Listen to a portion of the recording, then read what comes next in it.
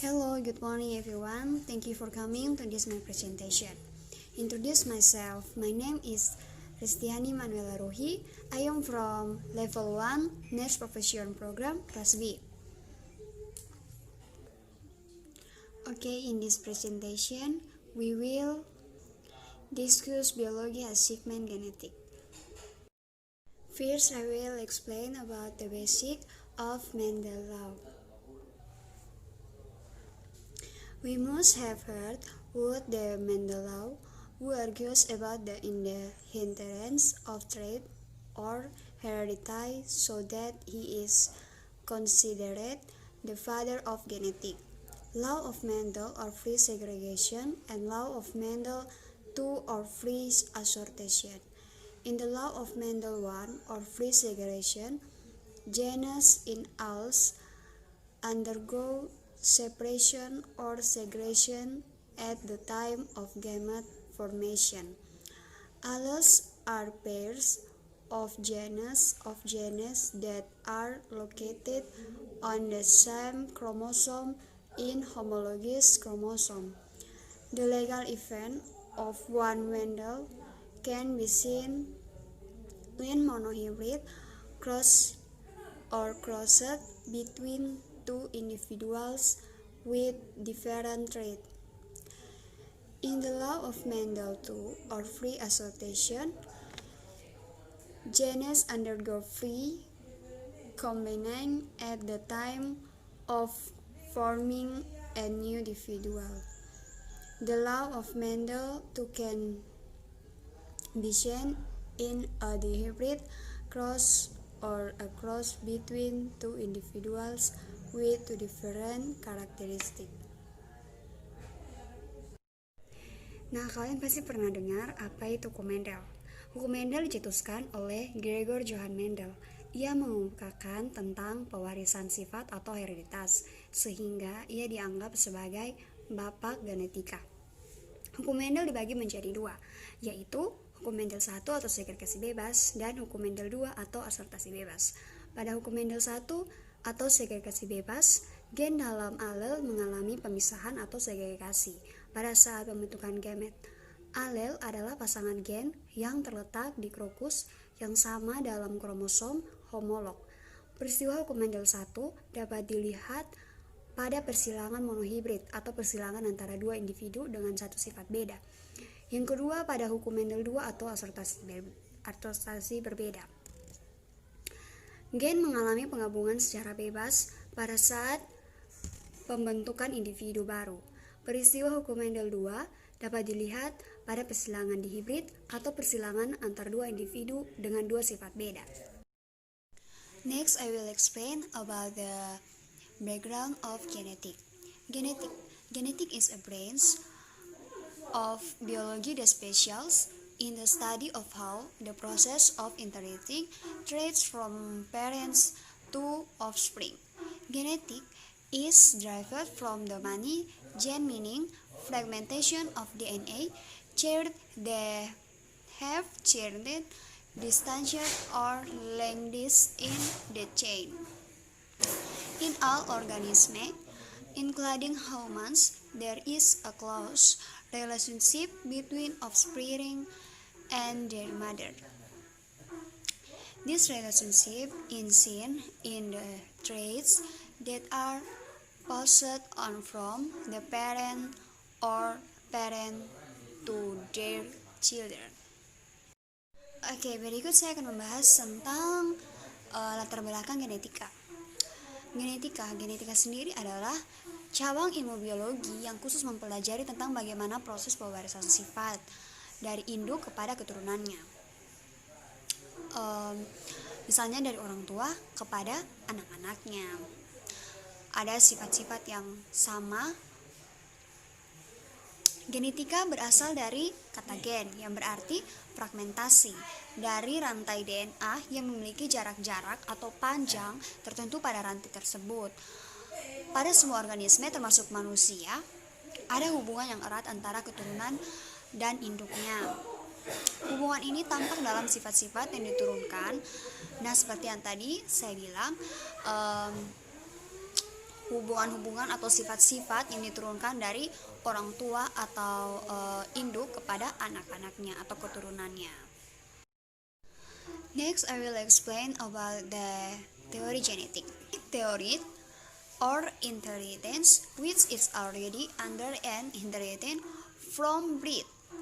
In general, humans have the ability to inherit traits nature to offspring. Because of that ability, every human being has different characteristics. Berikut saya akan menjelaskan tentang teori genetika. Teori genetika sendiri mengacu kepada teori pewarisan sifat yang memang sudah dibawa dan melekat sejak lahir. Secara umum, manusia memiliki kemampuan menurunkan sifat-sifat kepada keturunannya. Seperti yang pada saya sebelumnya tentang pengertian dari genetika sendiri. Karena kemampuan itulah setiap manusia memiliki sifat yang berbeda. Ya seperti misalnya kita dengan tetangga kita atau kita dengan teman kita.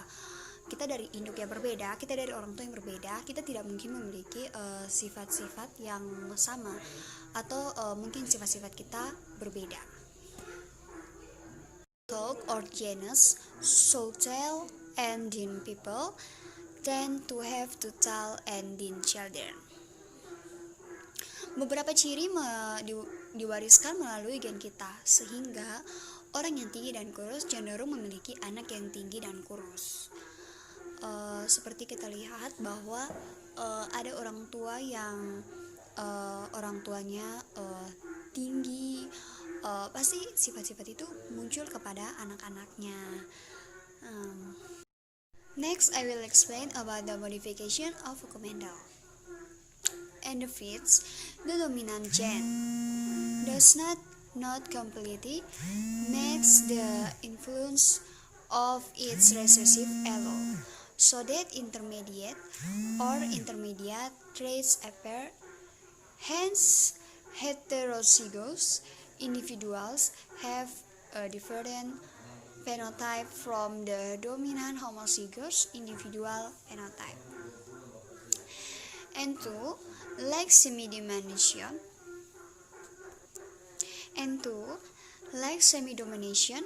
but codominance does not reveal intermediate traits in heterozygous individual, but is the result of the expression of its allele, but alleles equally express it and do not cause each other. And three, genus that can result in death in homozygous individuals in embryonic humans or after birth or in sublethality. Yang berikut saya akan menjelaskan mengenai modifikasi hukum Mendel. Hukum Mendel dibagi menjadi 3. Yang pertama, semi-dominan. Gen dominan tidak menutupi pengaruh alel resesifnya dengan sempurna, sehingga muncul sifat antara atau intermediate, maka individu heterozigot memiliki fenotipe yang berbeda dengan fenotipe individu homozigot dominan. Yang kedua, kodominasi. Seperti halnya semi-dominasi, tapi kodominasi tidak memunculkan sifat antara pada individu heterozigot, tetapi merupakan hasil ekspresi masing-masing alel. Kedua alel akan sama-sama diekspresikan dan tidak saling menutupi. Yang ketiga adalah gen letal. Gen letal yang dapat mengakibatkan kematian pada individu homozigot, pada manusia embrio atau setelah kelahiran, atau subletal.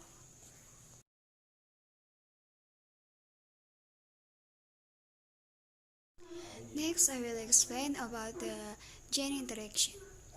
Pseudo-deviation from Mendel's law, which does not involve modification of the phenotype ratio, but give rise to phenotypes which are the result of cooperation of two pairs of non-allelic genes. Yang berikut saya akan menjelaskan tentang interaksi gen. Interaksi gen adalah penyimpangan semut terhadap hukum Mendel yang tidak melibatkan modifikasi nisbah fenotipe, tetapi menimbulkan fenotipe-fenotipe yang merupakan hasil kerjasama atau interaksi dua pasang gen non-alelik.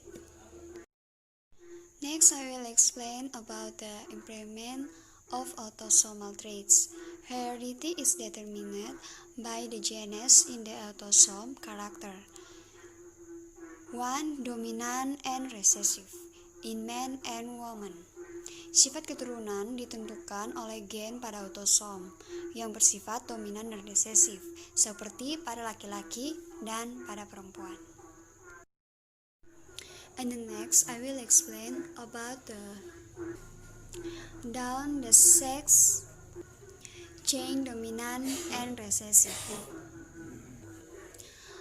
The first, inheritance of an autosomal dominant gene, a disease or disorder is said to be inherited through autosomal dominant if the disorder or disease occurs, or even though there is only one dominant allele inherited from one parent. And 2. Inheritance of an autosomal recessive gene. Parents of a child affected with a disease caused by an autosomal recessive gene disorder may not develop the disease. Children who have symptoms of the disorder indicate inheritance of recessive gene in both parents. Yang berikut saya akan menjelaskan tentang penurunan rantai seks dominan dan resesif. Yang pertama, pewarisan gen autosomal dominan. Suatu penyakit atau kelainan dikatakan menurun melalui autosom dominan apabila kelainan atau penyakit tersebut timbul meskipun hanya terdapat satu alel dominan yang diwariskan dari salah satu orang tuanya. Yang kedua, pewarisan gen autosomal resesif. Orang tua dari anak yang terinfeksi penyakit akibat kelainan gen resesif pada autosom mungkin tidak menampakkan penyakit. Anak yang memiliki gejala kelainan menandakan adanya pewarisan gen resesif dari kedua orang tua. And I will explain about the gender determination. Gender is a trait that is passed on from generation to generation. Sex is determined by the sex chromosome or gonosome that are present in all cells of the body. Penentuan jenis kelamin. Jenis kelamin merupakan salah satu sifat yang diwariskan dari generasi ke generasi berikutnya. Jenis kelamin ditentukan oleh kromosom seks atau gonosom yang terdapat di seluruh sel tubuhnya. That is all and thank you. Saya mohon maaf apabila ada salah kata atau salah pengucapan. Saya sadar video ini masih jauh dari kata sempurna. Oleh karena itu, saya berharap kritik dan saran agar ke depan saya dapat membuat lebih baik lagi. Terima kasih.